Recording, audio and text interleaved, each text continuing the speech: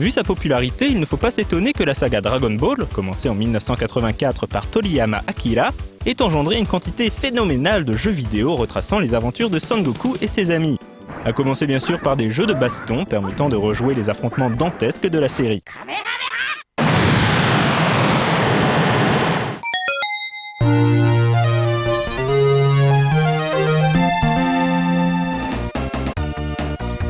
Dragon Ball Z Super Butoden est un jeu de baston sorti sur Super Nintendo. C'est le genre de produit qui aurait pu ne jamais franchir les frontières de l'archipel nippon, mais le succès de Dragon Ball Z en France lui valut une sortie dans notre pays. Le jeu était pour l'occasion traduit, même si la traduction n'est pas, toujours très au point. Il s'agit d'un jeu de baston 2D opposant deux combattants choisis parmi les 8 proposés, dans une vue de côté, formule assez classique au demeurant. La particularité du jeu vient de l'astuce utilisée pour restituer le fait que les affrontements de Dragon Ball Z ont tendance à s'étirer dans l'espace. L'écran se split donc régulièrement en deux selon la distance qui sépare les deux guerriers. Le jeu se déroule également sur deux plans distincts, le plan terrestre et le plan aérien. On retrouvait un mode histoire débutant avec le retour de Piccolo, mais surtout la possibilité d'organiser des tournois réunissant jusqu'à 8 joueurs. Le jeu manquait malgré tout un peu de punch, écueil qui sera rectifié dans sa suite.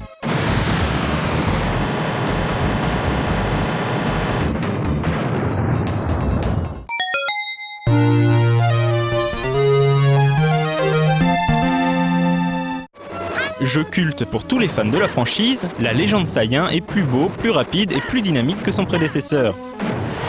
Il est désormais possible de concentrer son énergie afin de déchaîner des super attaques toujours plus dévastatrices.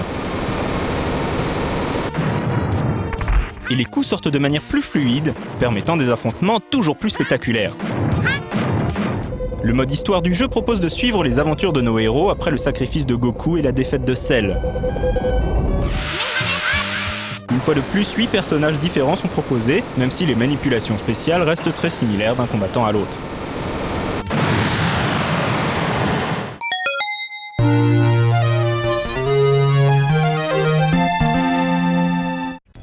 Troisième et dernier épisode de la série des Super Butoden sur Super Nintendo, Ultime Menace n'apporte pas grand chose de neuf par rapport à la légende Saiyan, à part quelques nouveaux combattants.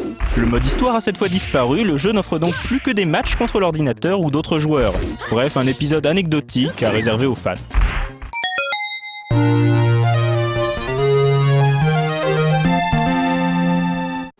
La série des Super Butoden s'exporta également sur la Mega Drive de Sega. Il aurait été dommage pour Bandai de rater ce public non négligeable. La maniabilité a été entièrement revue pour s'accommoder des 3 boutons de la manette Mega Drive, rendant le jeu d'autant plus technique. Malheureusement, la qualité graphique et sonore du jeu est en deçà des versions Super Nintendo.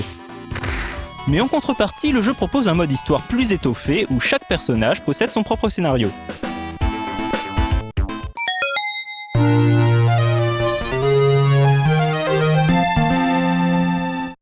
Sorti tardivement sur Super Nintendo, Hyper Dimension propose un gameplay très différent des épisodes Super Butoden. En effet, fini les splits de l'écran ou les 2 plans d'affrontement, le jeu se rapproche des Street Fighter et autres Fatal Fury. C'est donc un jeu de baston beaucoup plus classique mais aussi plus subtil et technique. Le jeu est graphiquement splendide, mais comparé à la légende Saiyan par exemple, avec ses combats azimutés et ses Kamehameha en écran splitté, Hyper Dimension semble un brin terne et mollasson. Mais les amateurs de baston pur et dur y auront sans doute trouvé leur compte.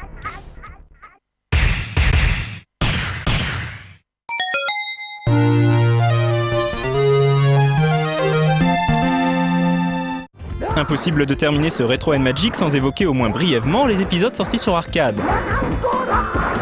Réalisé par Banpresto, il proposait des graphismes soignés mais trop peu d'originalité pour concurrencer les cadors de la baston de l'époque, Capcom et SNK.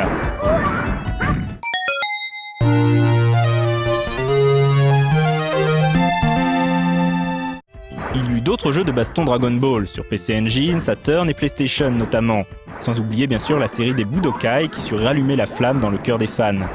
Mais l'univers de Dragon Ball ne se limite pas au combat, et c'est aussi vrai pour les jeux vidéo, comme nous le verrons très bientôt.